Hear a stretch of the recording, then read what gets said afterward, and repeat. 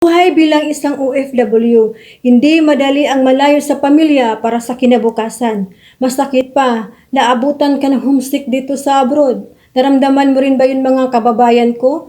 OFW ka ba na gusto na mag-back for good na sa Pinas? Gusto mo na ba na makapiling ay yung mga pamilya at mga anak mo sa Pinas? Naghahanap ka ng extra ng pagkakitaan para magkaroon ng savings? Gusto mo ba na magiging diet sa ibang bansa?